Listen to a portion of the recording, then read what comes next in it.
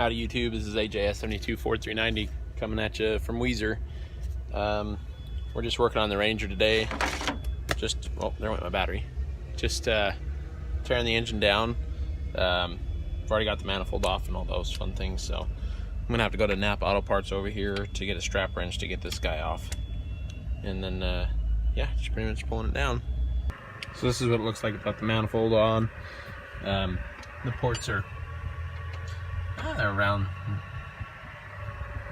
the size of a 302, maybe. They're just a hair smaller, but it's kind of like an FE engine in the fact that the manifold is actually part of the head here.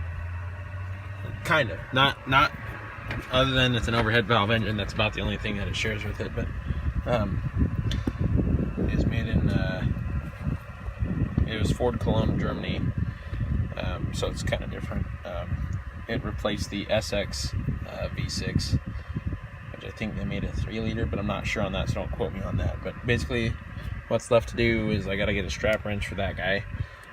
I got to pull the exhaust manifolds, and then I'm going to pull the heads off after I pull the manifold too. So valve covers, and then I got to pull the fuel rail off, or the fuel pressure lines off, get that out of there, and then pull the Dizzy.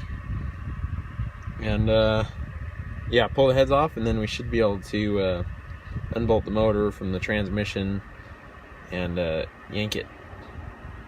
So yeah, just put that off there. This is just a heat exchanger, so when it's cold it can pull hot air off the manifold, and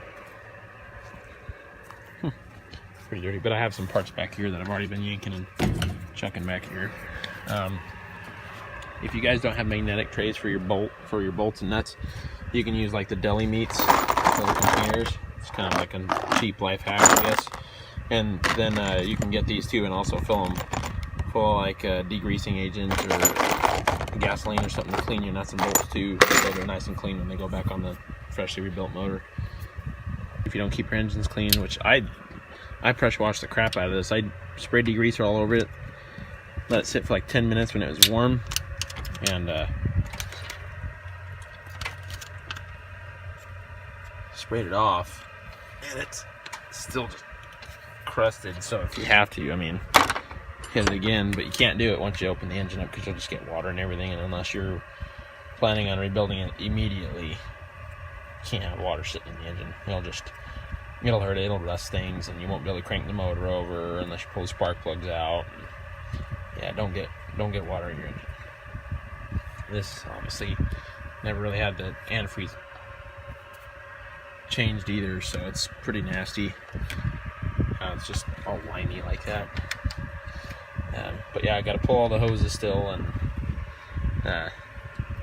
pull the harness away. They have these.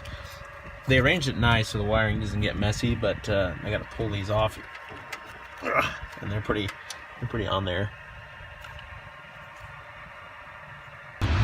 Okay, so now I stripped the motor down a little bit farther, and I pulled the distributor in the back, pulled manifold, water pump. I had to use a chain wrench because it is a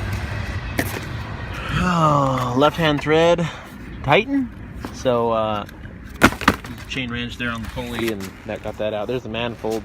This is why you always want to keep the motors clean and stuff, because you get all this crap on there. It makes it run hotter, it makes it look like crap. And if you like your stuff, you know, oh, and change your oil so you don't get the sludge crap build up and all that fun stuff. There's some sludge right there. Wow.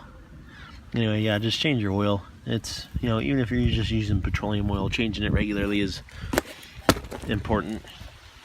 I run Amsoil and everything. I haven't ran Amsoil in this yet because I didn't drive it that much. I did an engine clean out on it, and it didn't really do too much up there because it's sealed off, as you can see. But I'm going to peel this gasket off here, and you can see the copper that I actually put in the engine. I always, whenever I put that CSL restore stuff in an engine, I always make sure the engine's actually running when I do it. That way it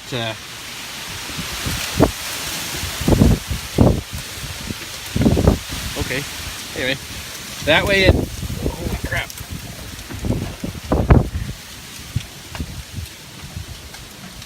that way it gets mixed around really well, and Yeah, I'm glad I'm rebuilding this because this gasket's trashed. Garbage.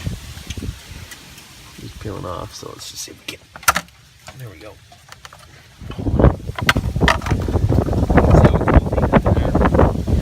And again, this coolant was like never changed, so it's all built up right here. What's that? Wow, all of a sudden there's wind. You know, that's not too big of a deal. I mean, an interesting looking little setup. This is my first time getting into one of these 9 motors, so of course I'm gonna have trash in here. I really wish I had a shop because then I wouldn't have to deal with this happening like this. But it's okay. I'm gonna tear it down and rebuild it so it'll get hot tanked and all that and stuff. So I can't pull the heads today because I gotta get these big Torx bolts or head bolts out. So I'm just gonna pull the rockers and I'll pull all the push rods, and I'm probably not gonna keep them arranged because I'll probably just buy new push rods since I'm getting new everything else. I'll check the balls here and see if there's anywhere on those. And then these are actually like a Cummins. Cummins has push rods like this, and the old Ford Y blocks did too. Not too sure of anything else that did. Yeah, you can see some more of that copper. There it is, right there. Sorry, I'm having a hard time running my video, guys. Head casting. So, like I said, these these Rangers actually had issues with the cylinder heads cracking, especially if you overheated them once. Your heads were pretty much trash, and it was only in the North American mill head because there was less material in there, and so you used to be able to go online and get cylinder heads from World Products. Now, the only way you're going to buy those heads now is off eBay, or you're finding them at a yard sale or something, because they don't make them anymore. But there's a bunch of different aftermarket companies that do make cylinder heads for this still. 89, they beefed them up, and the way you can tell is if you have the better head in 89 is that these valve rocker bosses, they are square versus being like an ovally round. So these ones are actually the good ones. But I'm still going to toss them, and I'm going to get some newer ones. Next, I'm going to go ahead and start pulling the rockers off. That's a 5/8 or probably a 15 millimeter. It's a 15 millimeter for these rockers. So I'm having issues with what I'm using in the video, which is my old iPhone 6. So it keeps shaking and getting all stupid. Basically, it's just so tight I have to use a 1/2 inch ratchet, and this is a 15 millimeter with a converter on it. So yeah, we'll just already pulled one rocker off. Push rods, they're cute little solid pieces and whatever. So we'll just see if we can't pop this off with one hand. I doubt it. Nope, we're just gonna round it off. So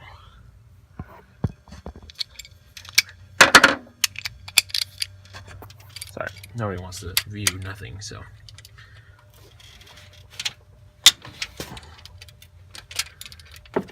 When you torque these on, you're supposed to rotate the engine. But, okay, now I pulled all the rockers off and pulled the head bolts on this cylinder head, so we're gonna pull this guy and see what we get. Yeah, I'm gonna need both hands for this guy here. Let's see here.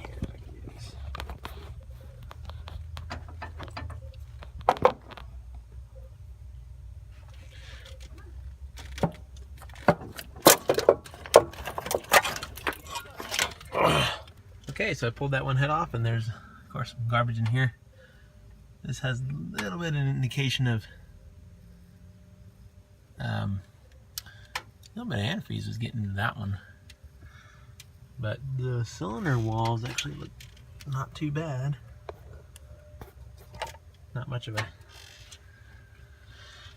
a lip on there, but we're still gonna have it machined, so it's like as good as it can be, tied a seal for those new pistons that are going to go in here. So now we're going to go ahead and pull this other cylinder head here, and these rear 2 cylinders are the ones that are blown. So hopefully that should show me some more indication of how bad it is here. Set this right here so you guys can see it. pull it off here. Maybe cooperate. Thank you.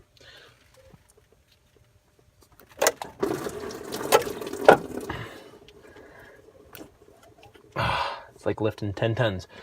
You gotta stretch like this. Oh yeah, you can definitely tell that one's blown up. I just gotta take this grounding strap off real quick here. Usually I wear gloves in my videos because, or just ever working on stuff anymore, nitro gloves, nice thick ones, because I really don't want to get cancer when I get older. From this anyway. I'm sure something will give it to me. I don't know what, and hopefully not anytime soon, but yeah, I always try to wear gloves. Remember, your skin absorbs things in 15 seconds or less, so pull this head off here. Okay, so we got both heads off now, and these are the 2 cylinders that are blown. This thing can turn. I mean, look at how easy that thing turns. It's not supposed to turn like that. It's supposed to be some resistance with the piston rings and whatnot, but anyway, that's where we're at so far. So that's where we're at so far with the Ranger. I'll keep you guys updated. I'll post another video when I get more stuff and parts for it, and keep you guys in the loop. So thanks for watching. Y'all have a good day.